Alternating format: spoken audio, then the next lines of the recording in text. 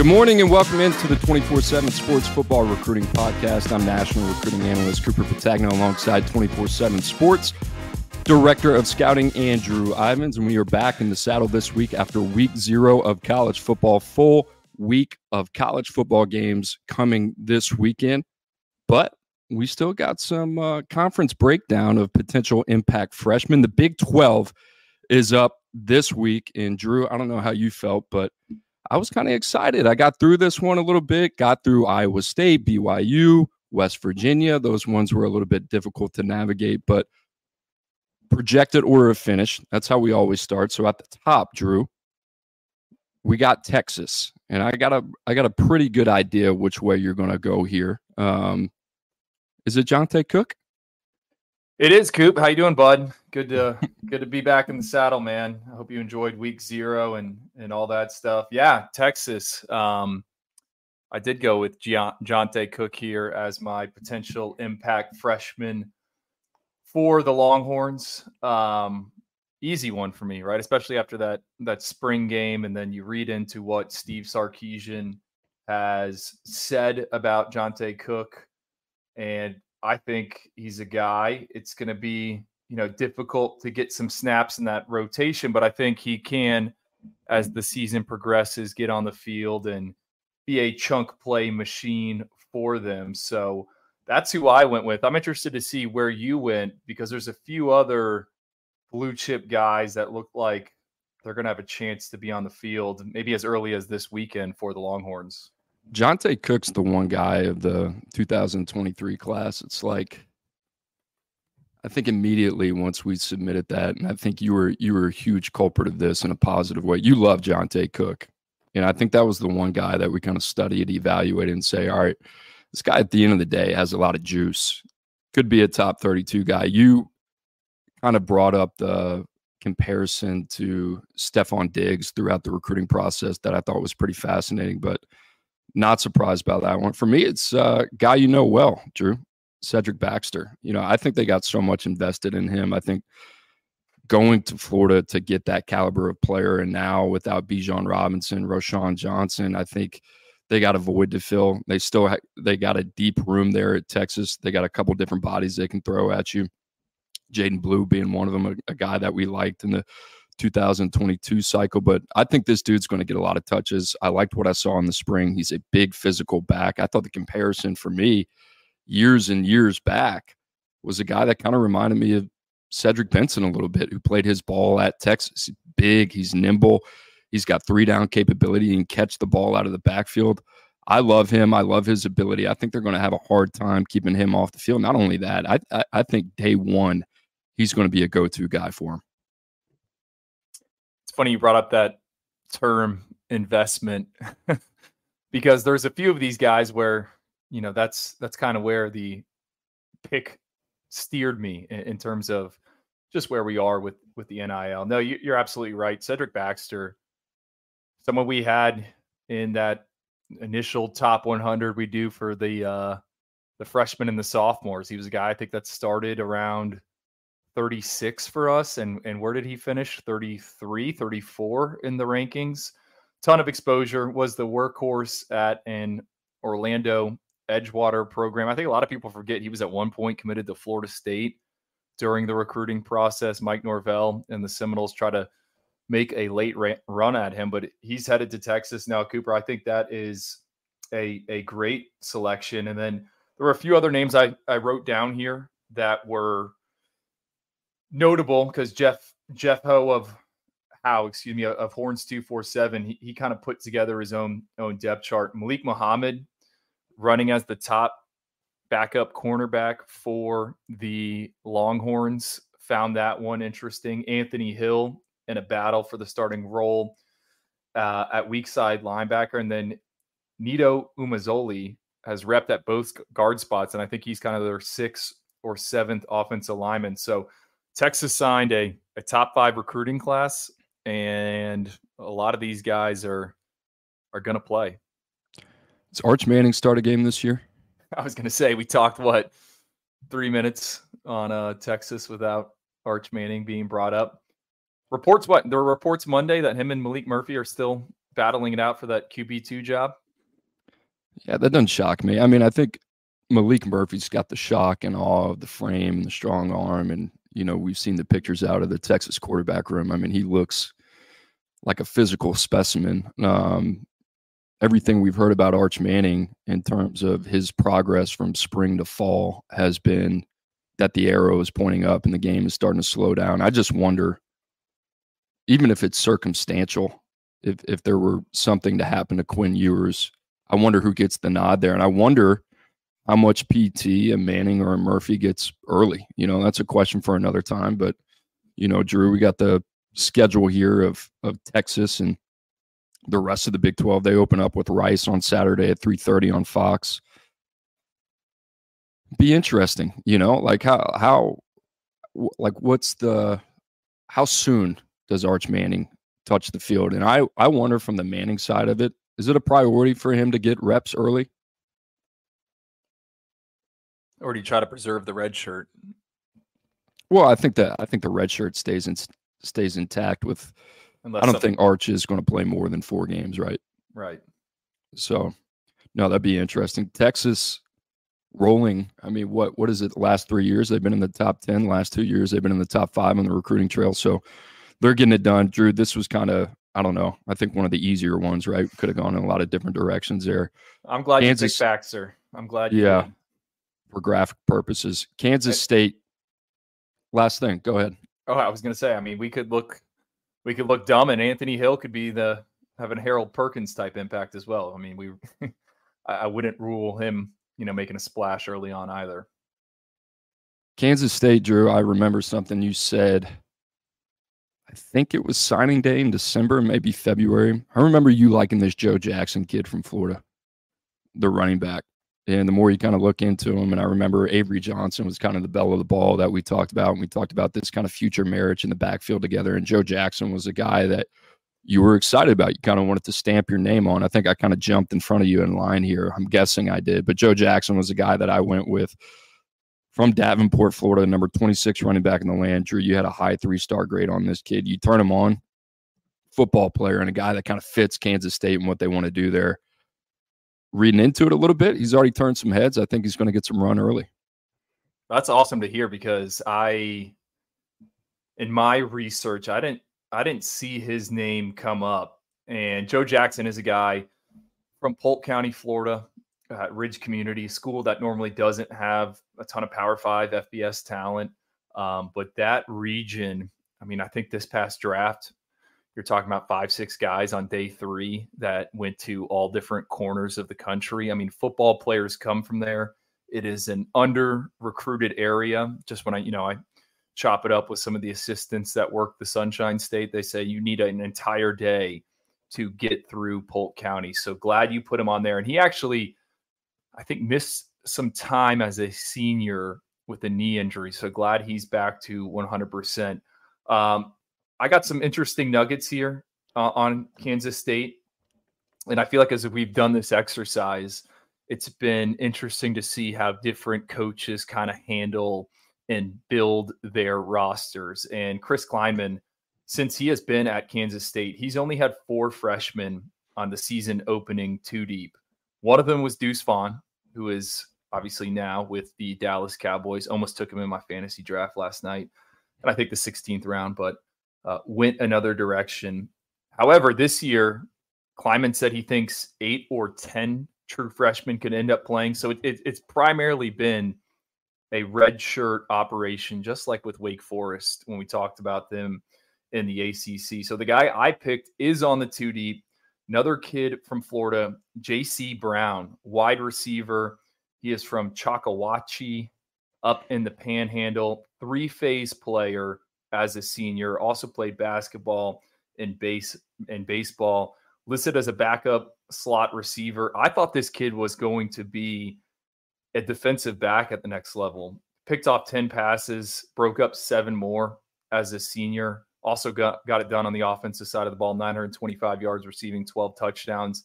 I'm not going to lie, Cooper, when his name came up with Kansas State, I was a bit surprised. But then you start looking and he checks off boxes. Mom played basketball at Florida State, and they seem to think he's going to be kind of their slot receiver of the future. Kansas State is one of those programs you just got to pay attention to. It's like what they bring in versus what comes out on the other side sometimes doesn't make sense. You see a lot of these guys get developed. They go through the Kansas State program. They have long careers on Sundays. They've done it. They've done a good job there. Drew, Avery Johnson was a guy that you and I both loved. I was going to bring him up. All right. What's your take on him this year?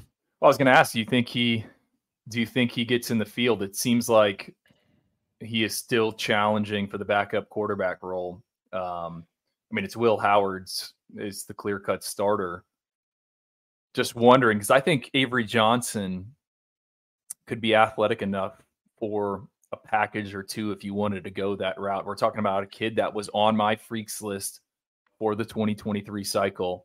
I mean, he runs in the open floor and jams it down. Now, saw him at the Under Armour All-America game. Didn't think it was the best of weeks for him, but he still kind of held his own. I think in the actual game, he created a little bit with his legs.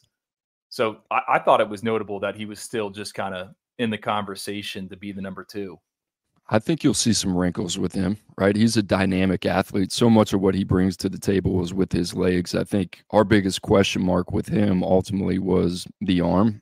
How consistent of a passer can he be from the pocket? I think he improved that from his junior to his senior season.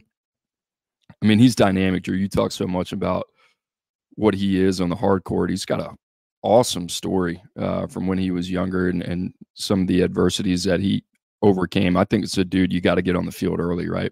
Talked about being invested in CJ Baxter in Texas, Kansas State, Little Apple. They're invested in Avery Johnson as well. So I think that probably best serves their interest to get him on the field early. Drew, next one, Oklahoma. Exceptional class, a lot of talent, both sides of the ball. You could go a lot of different ways here. You got the T-box. If you had told me this in the first week of January, that 6 months later I'd be saying Josiah Wagner is my potential impact true freshman for the Sooners, I would have probably called you crazy. But reading I would have called you crazy too. Reading our guys at Sooners Illustrated, Colin Kennedy and his team, I mean, they have flagged him as a fall camp stock riser.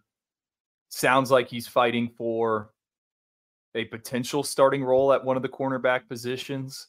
So I went with him, and why I say it's surprising. I mean, Cooper, you're the one that measured him in down there in San Antonio. I mean, he was under 5'10", 165 pounds with smaller arms. But he seems to be, and you read the quotes from the Oklahoma staff there, like he is fully bought in, came in spring football and is doing everything they ask of him. So that's who I went with. I wanted to hear where you went. I like Josiah Wagner, but if he's in the mix right now, especially physically from what we saw at the All-American Bowl, one of two things has happened. He has made a incredible jump from January to where we are now in late August. Which is doable. You can do that. Which is doable. But he was a slider frame, right, Drew? I mean, that was one of the guys that we kind of got there and was like, all right, this guy is not like the others. And it wasn't because he wasn't a good player. Just physically, it looked like he was a little bit overwhelmed. So that's a little bit of a surprise. I'm not talking about your pick. I'm talking about the fact that he could potentially be a contributor that Oklahoma was relying on early. I thought he was at least a year away, and even as a special teams guy. And we'll get into that a little bit later. The guy for me is Peyton Bowen, number 57 player overall in the top 247 last year, number 3 safety. He was a pretty intriguing cat coming out of Denton Guyer. He had everything that you would want from an athletic profile standpoint. Every time I left the tape, it left me wanting more. And there were flashes, and you could see what he could do, but it was like, man, this guy should be one of the best players in the country. And there was a variance on him from a ranking standpoint. We had him at 57. I love Peyton Bowen and the player that he is. He played big time high school football there in Texas. He's a dude. He's going to play early. I mean, you think about it. I don't think we could have gone lower than 57 because we were convinced that, like, all right, this guy's going to be something at the next level. Super versatile, can play the deep pass, can play in the nickel, high football intelligence and instincts, good in run support. Has some return ability too. He's going to have to play early. The other guy for me here, Drew, is like I did it with Aiden Childs, but I'm not convinced that Dylan Gabriel can hold off Jackson Arnold. I think if we had to pick a quarterback that could push his way for playing time, like Cade Klubnik did last season, I think it's Jackson Arnold. And I think I've been saying that since signing day. Yeah, you can just see it from a mile away, right? I mean, it's kind of like Ethan Garbers and Dante Moore. It's like, yeah, you got the nod this week. We'll go in at halftime, and then maybe we'll reevaluate. I'm not saying that's going to happen with Dylan Gabriel and Jackson Arnold. I don't know. Like, you talk to Colin Kennedy, you talk to some people around the Oklahoma program. I think they know they have something special with Jackson Arnold, and I don't think they're trying to drum this up to be a quarterback competition. You know what? Might be a good problem to have. This might be your dude. You know, you might have a special guy there that is ready to play early. I had him as the most consistent player all week in practices at the Under Armour All-America game. It was excellent at the Elite 11 finals. We're talking about the Gatorade National Player of the Year. Led his team to a 14-1 record. Accounted for 4,300 yards of offense, almost 4,400, 57 total touchdowns. I almost went with him. And to just kind of go back to Peyton Bowen, I think that's a great selection there, Cooper. Again, we talk about like investment. Remember how wild his recruitment was during the early signing period? I mean, it was all over the place. And he did have an interception in the spring game. And I think the quote from Brent Venables was, "Football is easy for him." But I don't know. I Oklahoma, open Saturday noon against Arkansas State on ESPN. Like, that might have my attention. That'll be in the channel rotation because I want to see what Jackson Arnold's able to do. I have no pulse on Oklahoma as a program. Like, I really do like what Brent Venables has done on the recruiting trail, but in terms of like putting it all together on the field, no idea. They're in the same bucket as Florida for me. You know, it's like a total wait and see approach. It's like, yeah, I like what you're doing on the recruiting trail, but can you put it together on Saturdays? I don't know. All right, one of my favorite programs, Drew. It seems to be like everybody's new darling, Texas Tech. They recruit in a way that I think both you and I really like, really respect. Doing some research on this one, there were some options. Initially, I went with Anquan Willis, running back, that I think ended up in the top 247. I don't know if he stuck at the end of the day, but a guy that I really liked. Brendan Jordan ended up being the guy. More research I did. Backup, nickel, backing up CJ Baskerville. Finished number 207 in the top 247 for us. Number 16 safety from Mansfield, Texas. 200 pounds plus, 11.19 as a senior in the 100-meter. I like this kid. This kid had like Texas Tech, Joey McGuire traits written all over it. Guy that was going to get overlooked. Committed to Tech earlier in the process, I believe, and stuck with him. This is a dude like, 3 or 4 years from now, you're kind of wondering where he came from, but it might be later on in the season that he starts getting some more consistent run, but I like that choice. I also went with Brendan Jordan here, and Jarrett Johnson, who covers the Red Raiders for 24/7 Sports, said he has been the biggest standout of all the true freshmen since arriving in the spring. I thought what was notable about Brendan Jordan is Tech lists him at 210 pounds. I think we had him at 200. I saw him playing in Orlando at a 7-on-7 tournament. I kind of thought like college ready body, one of those back seven defenders. You're like, all right, could he be, in a weak side backer role?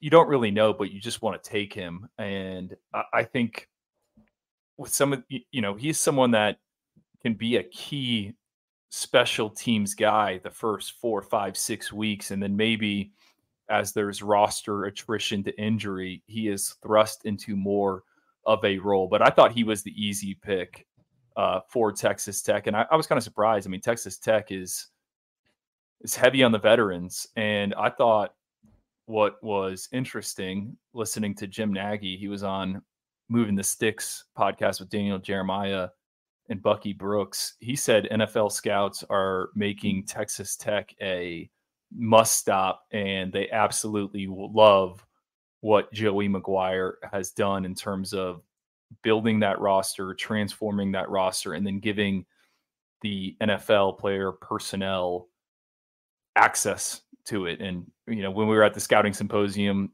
2 years ago, that was a big talking point in terms of schools allowing the NFL guys to do their job. And that was once again hashed out here a few weeks ago, but it seems like a lot of people are fans of what Joey McGuire is doing. I mean, it's pretty easy to see, right? I mean, we talked about Texas Tech on this show. We talked about the autonomy that Joey McGuire gives his player personnel department. So for the scouting community to have an affinity for what the player personnel department is doing at the collegiate level, not a shock. Height, weight, speed, philosophy. Like, it's really simple. It's not that hard. It's really not that hard when you boil it down to it. And there's so much overthinking that goes into this evaluation process. And here's Texas Tech breaking it down to its most simplistic form. And it shows you like the return on investment in terms of player development, the return on investment in terms of the interest that the NFL scouting circles have in their program. All because they believe in bigger, faster, stronger. One more nugget. And I don't know if this came from the personnel conference, but even what Texas Tech is doing in the transfer portal, Steve Linton, who I believe is going to take over that edge rushing role for them, was a guy that they pulled from Syracuse. So they had identified he was in a kind of working on the inside, even though he was undersized. I mean, he had the length, but he wasn't strong enough to anchor. Now they recruit him out of the portal, going to start him at that edge position, and there's already NFL draft buzz. So just kind of another layer of that whole philosophy of what they are doing there in Lubbock. I mean, it is 3D chess. It's like, hey, this guy doesn't fit what that team's doing, but he's going to fit what we're doing. Texas Tech opens up at Wyoming on Saturday, 7:30 on CBS. Mothership. Tell you what, man. These non-conference games are what a crazy getting out of control.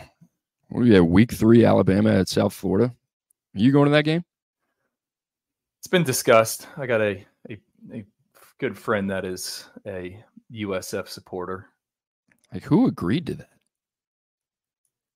that? Anyway, all right, TCU.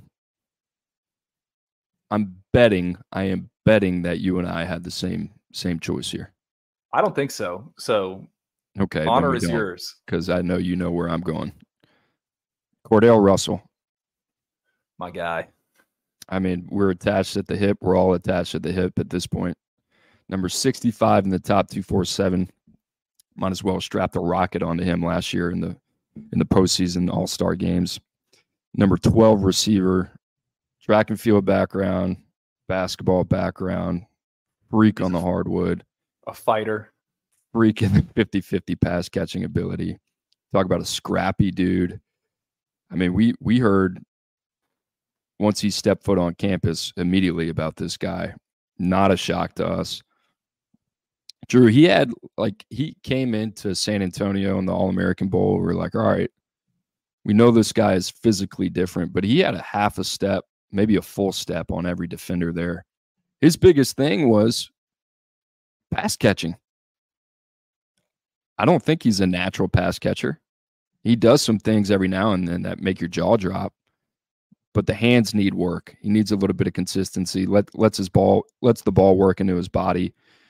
Outside of that, it's almost like, okay, we're willing to overlook that because everything else is just spectacular.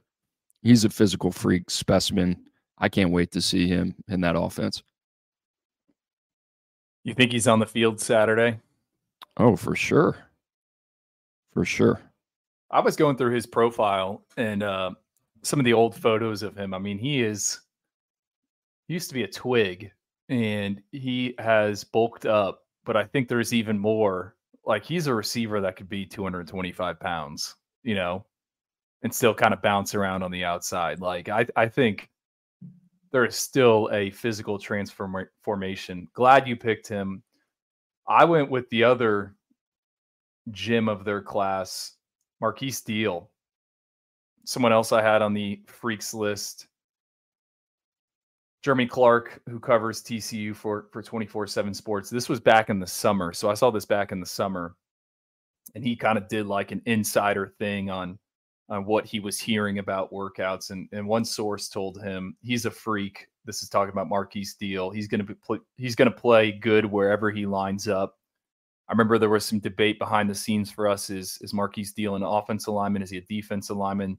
They started him out on defense. He's already running with the second team unit as a nose.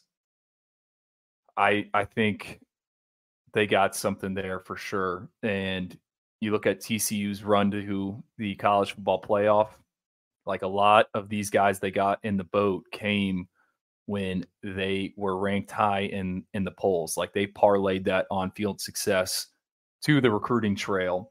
I also thought what stood out from Clark's story is he said this is the most physically and athletic team he has seen at TCU, and he's been covering the Horned Frogs since 2015. To me, that should be TCU's identity.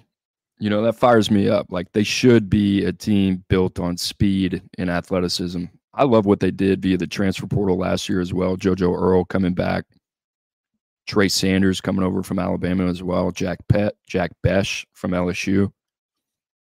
Avery Helm coming over from Florida. And then you supplement that with the way that they finished on the recruiting trail. Cordell Russell. Obviously, we talked about Marcus Deal too, and a handful of others that we really like. So TCU should have like a fun brand of football. And there's, we just talked about Texas Tech. They should almost have a more refined vision of that. Does that make sense? It is. And remember when we talked about teams that need to pick it up on the recruiting trail for the 2024 cycle? Like TCU, that's one I'm kind of keeping a close eye on. Like, who are the senior evals they're making? What are they getting? Because I have a hunch that it's going to be some difference makers, guys with traits. Coop, they open against Colorado Saturday noon. I think that's like Fox's big game. I don't know what it's called. Like, that will have priority on the television. What's the line there? I think it's like 20.5. Get it before it moves to 21. I was about to say, do you like TCU that big? Tom Luganbill, I just was watching some video on Instagram before we started this, says he thinks that Colorado's might have the worst roster at the FBS level. Thought it was kind of a flaming take, and he defended it. A lot of questions there at the point of attack. I don't have much concern about TCU at the point of attack. Translation, I think we're jumping on that line, right? Yeah, TCU minus 20. One more guy I saw on TCU. I don't know if you remember this kid, Jonathan Bax, edge rusher. We had him as a high 3-star grade out of New Orleans. They flipped him from Southern Miss. He's also probably going to play based on what Jeremy Clark had written. I mean, TCU, like, I also just kind of love the range of where they recruit going into New Orleans. Like, that makes a ton of sense to me. I hate to even bring in Southern Miss into this conversation because I love so much of what Southern Miss does. You know, I have Alabama, Mississippi, Tennessee. Those are my 3 states in my region, and a lot of overlap with Southern Miss and their recruiting footprint. And the one guy you mentioned is from Louisiana and New Orleans, but there's like those G5 teams that you really respect, right? Tulane being one of them, Southern Miss being another one. South Alabama does a phenomenal job as well. I mean, if I was one of those programs in the Power 5, maybe a second tier one, those would be. I hate that I'm even saying that, so I'm going to stop talking. All right, Baylor, Drew. I went through the depth chart. It just came out. They got Texas State on Saturday. DJ Kinney. Fired up about Texas State, man. Whole new vision over there. Going through the 2 deep, I mean, there was no freshman to pick from. There was one guy, Trey Wilson. You do a little bit digging on him. He played at Lakeview Centennial in Garland, Texas. 3-star, 86 overall, number 120 defensive lineman. Drew, he was like 6'3", 245 pounds, what we had on the profile. And then I read that he ran an 11.39. You turn on the tape, it's a super small sample size, but he flashes on there. Read up a little bit on him. They expect him to play. So to me, I didn't have a lot of options, but I can also see how this guy's going to get on the field early. He was one that was in my runner-up category, and they beat out. I mean, I don't know if they beat him out, but he tripped to USC, Utah, and Washington in June. And then our boys at TCU got him in the weekend before signing day, but Baylor held on. But he's a name that kept coming up. Kind of hard to find information on Baylor football. I'm not gonna be frank on that department. Guy I got, Bryson Washington. Bears lost a running back during camp. Can't recall if he was dismissed or if he transferred, but Dave Aranda has indicated Bryson Washington is going to play. Now, I'm going to preface this with, I think he missed one of the scrimmages with an injury. You start digging into him. Helped Franklin win back-to-back state titles there in Texas, was a semifinalist for Mr. Texas Football Award in 2022. And then you go really far back, our guy Hudson Standish there in the Lone Star State, he highlighted, this is back in April of 2022, Bryson Washington as a potential draft day gem.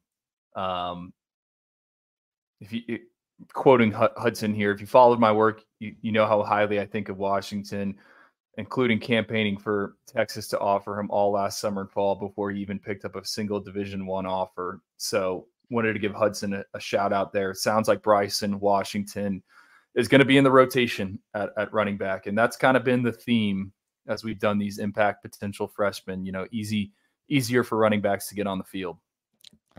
Let me give a shout out to our boy real quick. Hudson Standish, if you don't know his name, does a lot of phenomenal work with us. Been helping us a little bit behind the scenes also with the rankings process. Big help to Mike Roach as well down there, who runs the Texas site or used to run the Texas site. Name to know, phenomenal job, passionate about this stuff, does his research, knows it well. And you know what? The other thing that you can't teach? Standing on the table for your guy when he doesn't have any offers. It's easy to come out there and say, oh, this guy picked up this offer. I was the one that said this. Yeah, whatever. Good for you, Hudson. All right, Drew. Oklahoma State did some research, stayed within the 24/7 Sports Network here, and it's like a lot of transfers. Where do you go? Is it a too-deep guy? The guy that I went with, Sesi Valahi. Boom, you nailed it. I had to watch an Oklahoma State podcast on a YouTube to make sure I had that name correct. Is that how you say it? Yeah. Valahi. Sesi Valahi. You know what they call me when I worked at Washington? Cooper Petagna Malu. It's my Polynesian name. Oklahoma State. Yeah, look, you do a little research on this guy. Two-way snaps.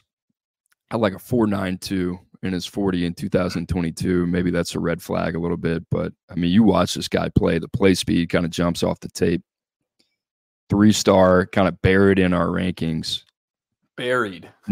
Not a ton of depth at the running back position. Oklahoma State, they're a program that likes to go by committee. I can see this dude carving out a role. I'm not going to flirt with disaster here and try to say his name again. I also went with Sessi. Gundy seems to not be about playing the freshman because he was asked about Zane Flores, Elite 11 finalist quarterback, who I think has turned some heads in the preseason. And it was a 4-man quarterback battle. I think it's a three remain heading into this weekend. And he just flat out said that, like, yeah, other people play freshman quarterbacks. We don't. It doesn't work for us. And I know I'm paraphrasing there. I thought Zane would be kind of an obvious one, but Sessi seems to be the guy, and he's on the 2 deep. They have just 4 scholarship running backs. And, yeah, you dig into the profile. He seems to just be kind of a late riser. Am I wrong? In Salt Lake City. Had more receiving yards than he did rushing yards as a senior. BYU made a late push. Oklahoma State made a late push as well. And Cooper, I think out of every conference we have done, this is the only guy that's signed in the second signing window. Like, he signed in February, committed in January. So he was a late find, and I think he will, at bare minimum, be a special teamer for them. I did not expect the both of us to have this one. We're going to take a quick break. You're listening to the 24/7 Sports Football Recruiting Podcast. Guys, you are listening to the 24/7 Sports Football Recruiting Podcast with Cooper Petagna and Andrew Ivins. Make sure to leave a rating and a review. And if you want to ask a question for our mailbag episode, which returns tomorrow, leave a review. That is the place to do it. So if you have a question, make sure to get them in there. Also, you can reply on Twitter. Our producer, Lance Glenn, will put out a tweet at some point today. You can reply there to ask a question as well. All right, Drew, Central Florida, a program that you are familiar with, and a team that probably had one of their more intriguing recruiting classes in a long time last year in 2023. You know my guy. I'm sticking with him. John Walker. Have been a fan of his for quite some time. Finished in the top 100 for us last year in the top 247. Ohio State, Florida, a handful of others came after him. He stays home, going to play his ball in Orlando. I think he's ready to play, Drew, from a physical frame standpoint, lead hands, built to play the run, can give you some pass rushing upside as well. He's a physical, nasty dude. He's got some stuff in his neck. I like this dude. I just think listen, I didn't even do a ton of research what their depth chart looks like because I don't even care. That's how much I'm convicted in this dude. I'm just convinced they don't have another guy like him. So going with John Walker. I also got John Walker. Almost went in a different direction, but I think he's going to play. We talk about investment. That has been the word of the podcast. John Walker, highest ranked signee ever for UCF. They did go head to head with all those programs. Miami, Florida consistently was involved. Ohio State, like you said, with Larry Johnson, but UCF won out. And just talking with some people there in Orlando, I think John wanted to play for the hometown team, but I think UCF had to make it, comparable, just as attractive as those other programs, and they did.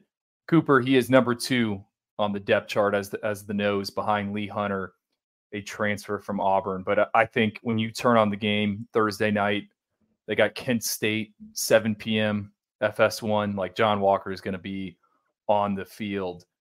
When I dug into this 2 deep, man, it's a fun roster. I didn't realize how senior heavy it was. I mean, they are 4 guys deep at running back, absolutely loaded, in my opinion, in the secondary, or they have the pieces to be really, really good in the secondary. So I got my eye on UCF. 2 other names came up and this is kind of just talking with some people that cover the program.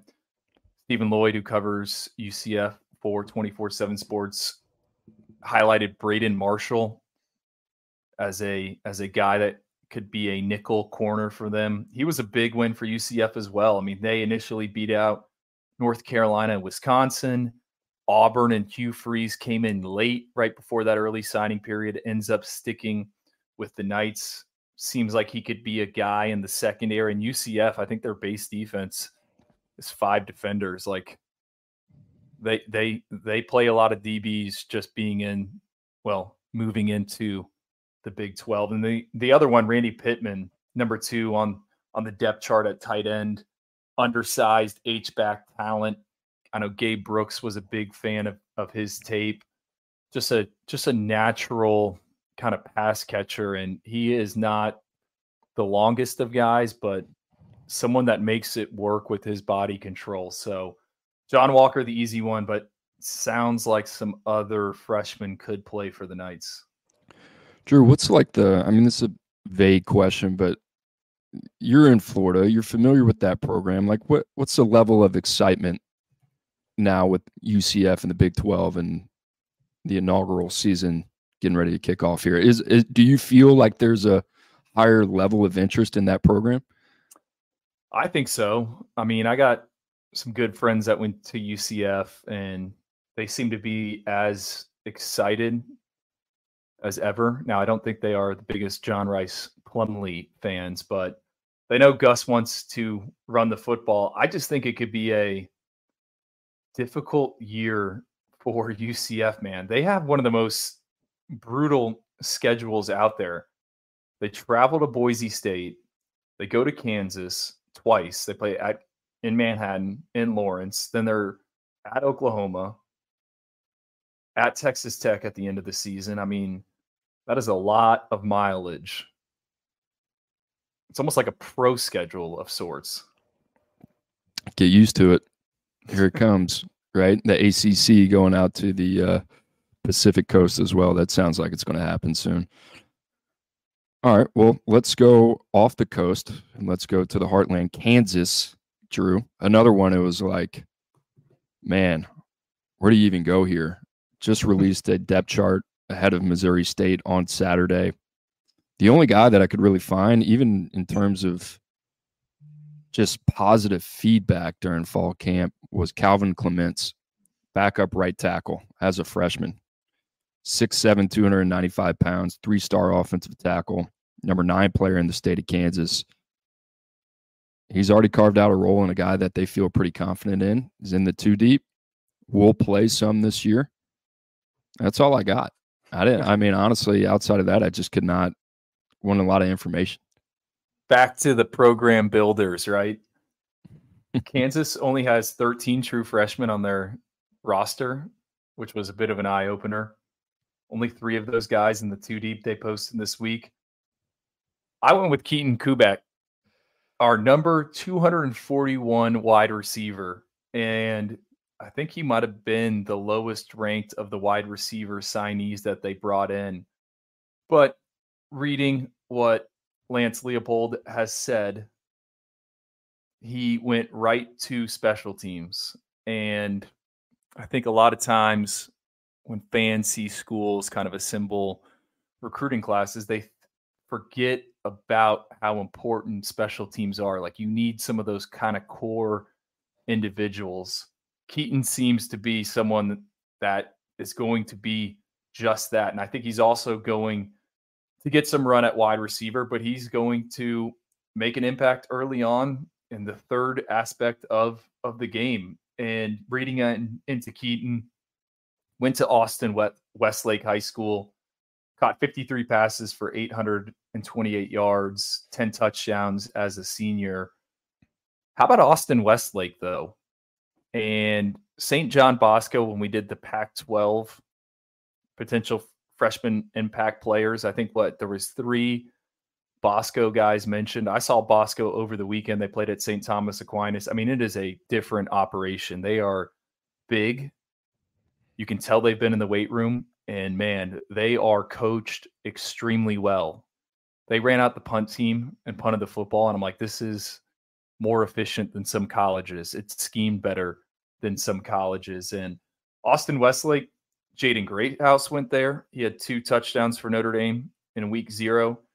Cade Klubnik got the starting nod later on at Clemson last season, also went to Austin Westlake. And then Ethan Burke, another Austin Westlake kid, played in 11 games for Texas last season as a true freshman, primarily on special teams. Just something I found interesting when we talk about these powerhouse programs, and some of those guys oftentimes are ready to go a lot sooner than others.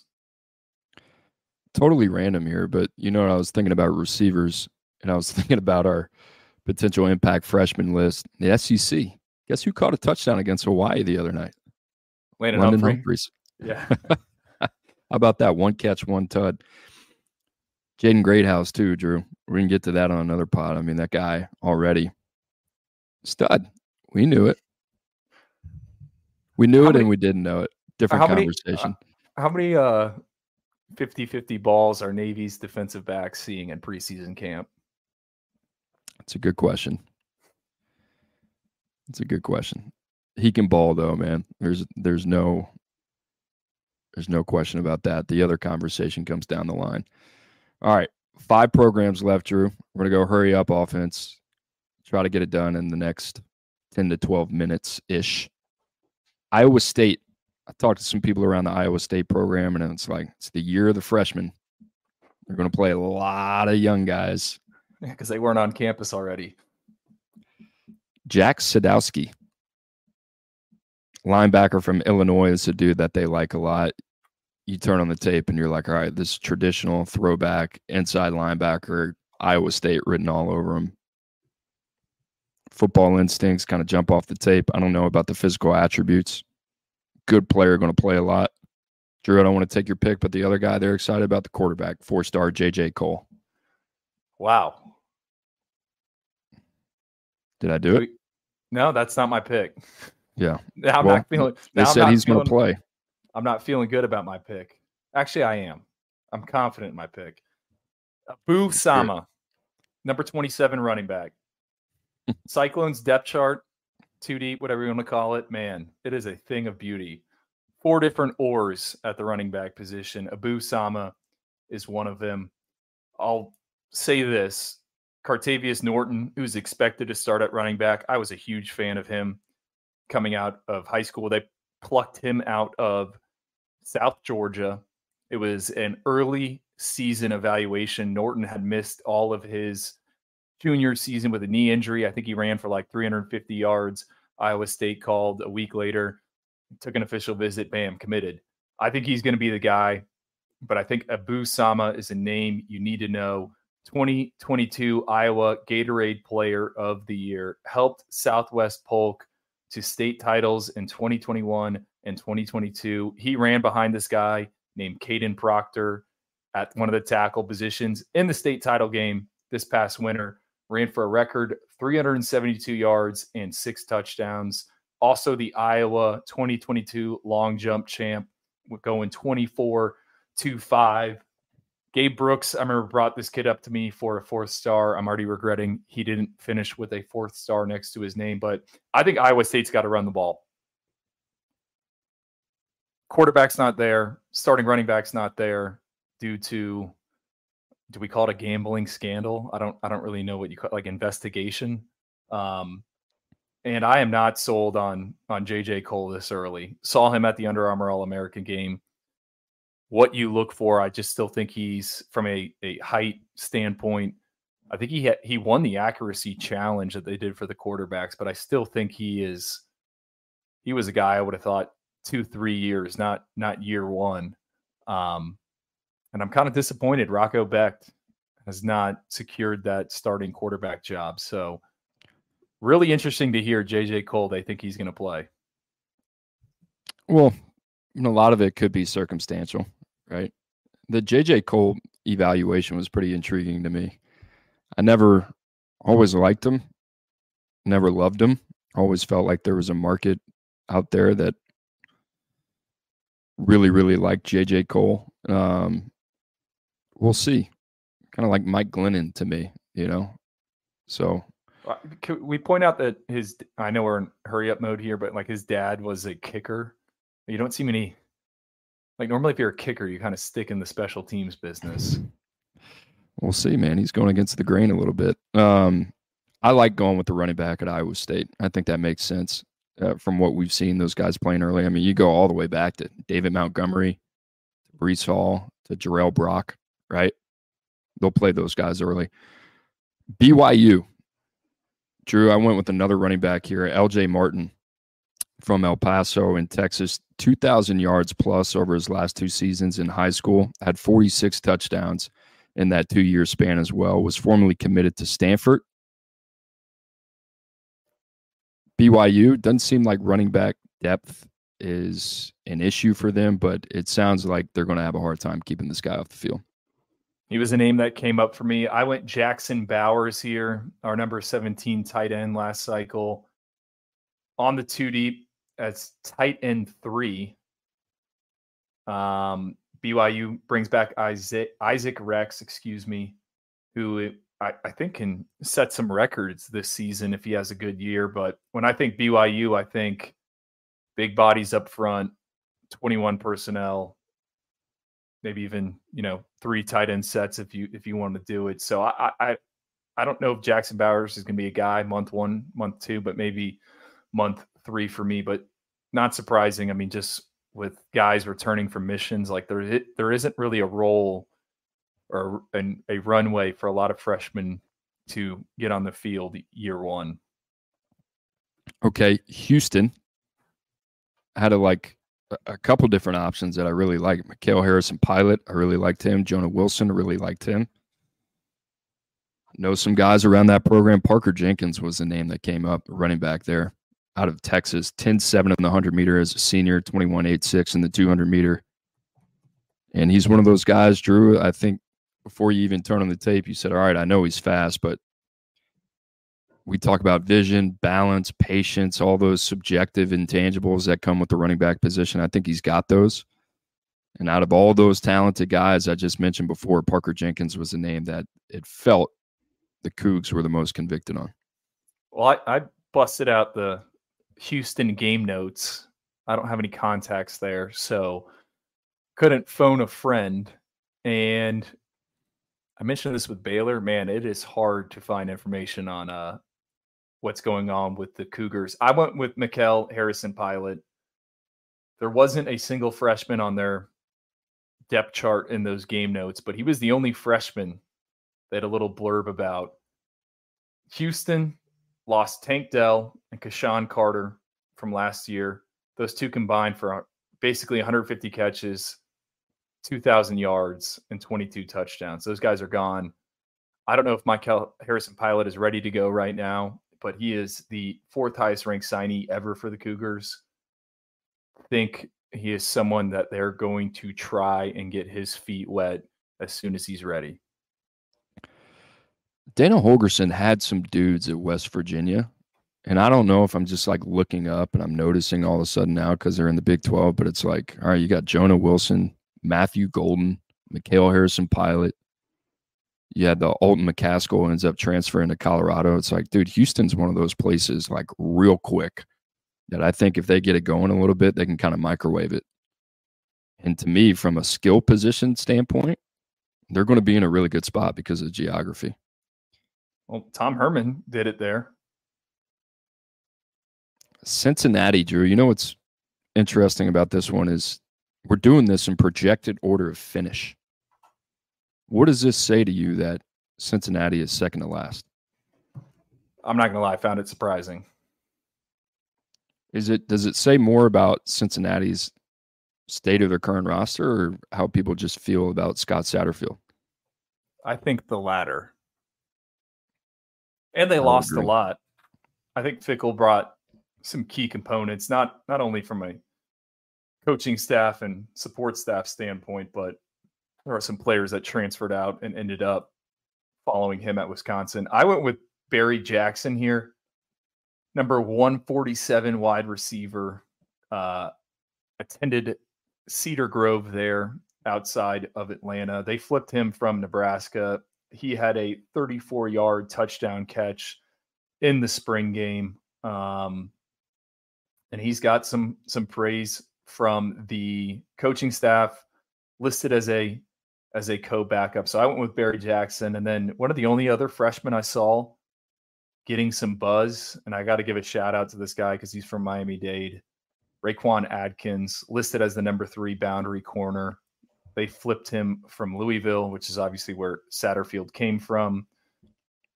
You're going to take a DB, and you're not getting one of these premier guys. I don't have any issues with you going into a school like Miami Northwestern, which sends a healthy amount of players, not only to the Power 5 level, but on to the NFL draft. So Barry Jackson's the pick, runner-up, Raquan Adkins. I love that kid coming out last cycle.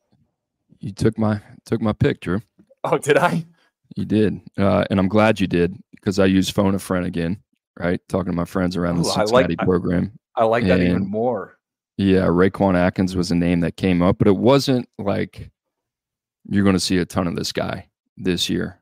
And the feel for Cincinnati's freshman class is they brought in a lot of transfers. A lot of these guys are going to sit and develop. They're not going to be a ton of freshmen that play early, but Raquan Atkins was a name that they feel is going to be a very, very good player. So that's where I went. Well, when you've been covering people since you were 7 years old, year round, it doesn't take long to show up and catch the eye of the coaching staff. Last one. You ready to round this one out? West Virginia. I went with Rodney Gallagher. He was I use the words intriguing, interesting, fascinating so much. I don't even know what you would call Rodney Gallagher's evaluation, but I went back and forth on it. Basketball kid. And basketball kid, averaged 19 points per game. From Pennsylvania, right? I believe. Keep talking. Wrong. Need to double check that. Somewhere dynamic, up there. Yeah, dynamic return man. Excellent with the ball in his hands. Quicker than he is fast, but I still think a guy that is going to get on the field early for West Virginia. He's dynamic when you put him in space. I like this dude so much. I mean, you talk about that natural ability playing with no wasted motion. We kind of saw that on Saturday with Zachariah Branch. That was the theme, but so many of these guys that have that make you miss ability can't teach that, right? That's inherent. I think Rodney Gallagher's got that playmaking ability that's going to lend to him being on the field early. I think he's going to be their return man, right? I would bet my money on that. Well, how about the gamesmanship here? West Virginia plays at Penn State Saturday night, 7 p.m. What is it, on NBC? I don't know. I'm shooting from it is on NBC. NBC. Yep. Neither team releasing depth charts because the other one won't. Love to see it. But Chris Anderson, who covers West Virginia for 24/7 Sports, he put out a story yesterday.